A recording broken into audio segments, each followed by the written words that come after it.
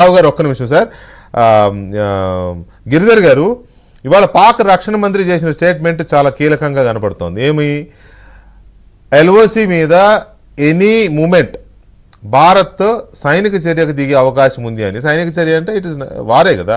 So LOC దగ్గర భారతదేశం యుద్ధానికి దిగే అవకాశం ఉందని పాక్ రక్షణ మంత్రి అన్నాడు అని అంటే మిగతా ప్రపంచానికి రాంగ్ సిగ్నల్స్ ఇవ్వడం కోసమా, లేక పరిస్థితి అలాగే ఉందా?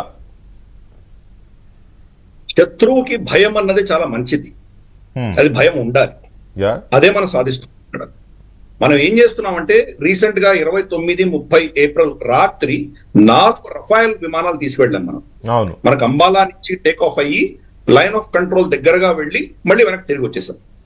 మనం ఎప్పుడైతే ఆకాశంలోకి వాళ్ళ సరిహద్దుల దాకా మన ఎయిర్ క్రాఫ్ట్ తీసుకెళ్తామో వాళ్ళు కూడా ఆటోమేటిక్ గా వాళ్ళ ఎయిర్ క్రాఫ్ట్స్ ని ఆకాశంలో తీసుకురావాల్సిన ఒక నెసెసిటీ ఉంది, వాళ్ళకి అవసరం ఉంది. కాబట్టి వాళ్ళు కూడా పైకి తీసుకొచ్చారు, ఒక 3-4 ఎయిర్ క్రాఫ్ట్స్ వాళ్ళు కూడా తీసుకొచ్చారు. మనం మళ్ళీ వెనక్కి తిరిగి అంబాలాలో దిగిపోయాం మనం. దీంతో ఏమైంది, అనవసరంగా వాడికి ఏవియేషన్ టర్బైన్ ఫ్యూల్ వాటితో ఖర్చు పెట్టించాం మనం.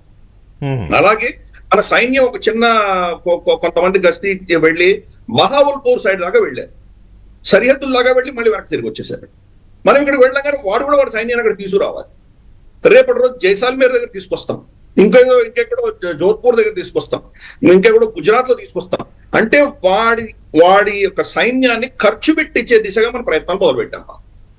లైన్ ఆఫ్ కంట్రోల్ కావచ్చు, ఇంటర్నేషనల్ బోర్డర్ కావచ్చు, మన ఎయిర్ ఫోర్స్ కావచ్చు, మన సైనిక దళాలు కావచ్చు, మన నేవీ కావచ్చు, వాళ్ళ దగ్గర దాకా వెళ్ళి మళ్ళీ వెనక్కి రావడం మొదలు పెట్టాం మనం. దాంతో వాడు మోహరింపు చేయాలి, దాన్ని అక్కడ చాలా కోట్లలో ఖర్చు అవుతుంది. సైన్యం ఒక దగ్గర నుంచి ఒక దగ్గర పంపించాలంటే కోట్లలో ఖర్చు అవుతుంది. వాడి దగ్గర అంత పైసలు లేవు. మొత్తం దేశంలో $13 బిలియన్ మాత్రమే వాడి దగ్గర ఫారెక్స్ రిజర్వ్స్ ఉన్నాయి. మన దగ్గర రమారమి $690 బిలియన్ మన దగ్గర ఫారెక్స్ రిజర్వ్స్ ఉన్నాయి మన దగ్గర. ఆ $13 బిలియన్ లో కూడా రమారమి $10 బిలియన్ వాడు వాడడానికి వీల్లేదు, ముట్టడానికి వీల్లేదు. ఎందుకంటే ఫిక్స్డ్ డిపాజిట్ లాగా సౌదీ అరేబియా, యుఏఈ పెట్టుకున్నాయి. రిజర్వ్స్ కాబట్టి వాడుకోగలడు. ఏమన్నారు, అవి రిజర్వ్స్ కాబట్టి అంతకంటే తీయడానికి లేదు అవి. కరెక్ట్. ఈ యుద్ధం అంటూ వస్తే కనుక వాళ్ళకి వారానికి $2-3 బిలియన్ కనీసం ఖర్చు అవుతాయి. అంటే ఒక వారం కంటే ఎక్కువ వాడి దగ్గర ఫారెక్స్ రిజర్వ్స్ కూడా లేవు యుద్ధం చేయడానికి. ఈ విషయం అర్థం చేసుకోవాలి. అందుకనే వాడు న్యూక్లియర్ బెదిరింపులని చేస్తున్నాడు. వాడు న్యూక్లియర్ బెదిరింపు చేస్తే కనుక ప్రపంచం భయపడిపోయి దీన్ని ఆపేస్తారు యుద్ధాన్ని అని చెప్పేసి వాడు అనుకుంటున్నాడు. గతంలో ఏంటంటే వెస్ట్ కూడా భయపడేది, ఎస్పెషల్లీ అమెరికా భయపడేది. అమెరికా మనకు చాలా నీతి వాక్యాలు చెప్పేవాడు గతంలో, మీరు యుద్ధం చేయకండి, అది చేయకండి, ఇది చేయకండి అని చెప్పారు. అందుకనే నిన్న మన జయశంకర్ గారు ఏం చెప్పారు, విదేశాంగ మంత్రి, మాతో కలిసి వచ్చేటువంటి పార్ట్నర్స్ కావాలి కానీ మాకు నీతి వాక్యాలు చెప్పేటువంటి వాడు మాకు అక్కర్లేదు అని చెప్పారు. పైపెచ్చు ఈ నీతి వాక్యాలు మీ దేశంలో మీరు పాటించరు, కానీ మాకు నీతి వాక్యాలు చెప్తారు కాబట్టి అటువంటి వాళ్ళు మాకు అక్కర్లేదు అని చాలా స్పష్టంగా చెప్పారు. డొనాల్డ్ ట్రంప్ కూడా ఏం చెప్పారంటే, పాకిస్తాన్ విషయంలో ఆయన్ని ప్రశ్నిస్తే కనుక భారతదేశం తేల్చుకుంటుంది, వాళ్ళిద్దరు కలిసి ఏదో తేల్చుకుంటారు, దీని గురించి నాకు ఇంట్రెస్ట్ లేదని చెప్పారు ఆయన.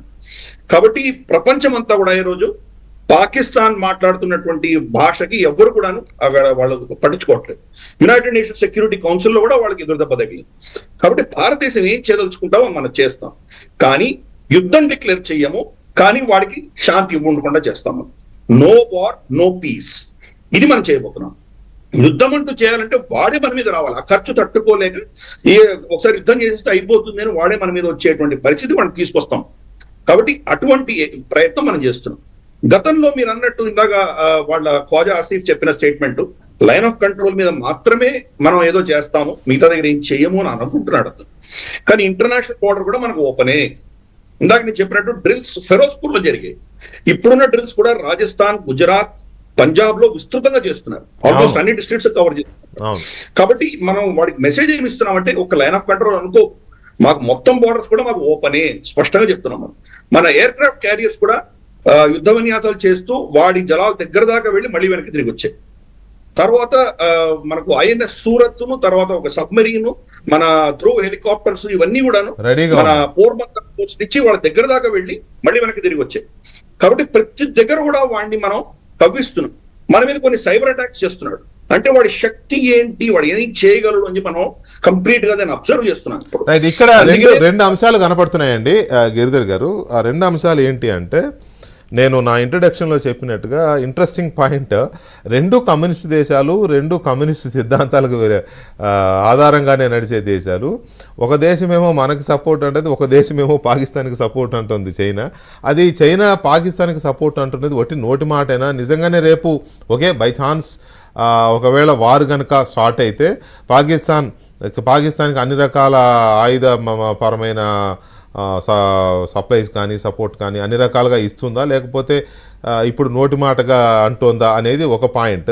తర్వాత ఏఐసిసి అధ్యక్షుడు మల్లికార్జున ఖర్గే గారు చేసిన స్టేట్మెంటు ఎందుకో ఈ టైంలో చేయాల్సిన ప్రకటనలాగా అనిపించలేదు. ప్రజలకి, పౌరులకి, ప్రత్యేకించి ప్రభుత్వానికి, సైన్యానికి మొరల్ సపోర్ట్ ఇవ్వాల్సిన బాధ్యత గల ప్రతిపక్షాలన్నీ కూడా ఈ టైంలో ఇలాంటి స్టేట్మెంట్స్ ఇవ్వడం ఎంతవరకు